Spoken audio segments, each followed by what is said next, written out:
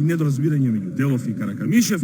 Во 71-та минута Џокиќ покажа дека се одличен напаѓач за да реализира за 2:1 во мрежата на Тиквеш по прекрасното додавање од Азиновиќ, а конечните 3:1 ги постави Алти Пармаковски во 94-та минута во последната од судиското на дополнување со неговиот 9-ти сезонски гол.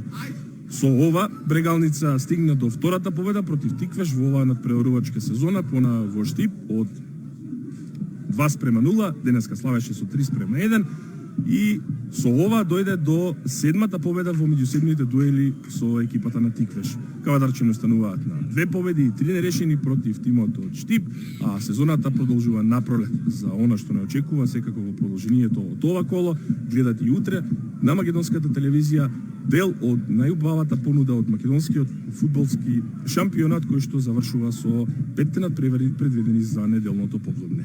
Почитувани, ви благодарам за вниманието, верувам дека уживавте во се она што ни го прикажа и Тиквеш и Брегалница во врнежливото и ладно Кавадарци пред повеќе од 1000 гледачи. Поздрав од мене.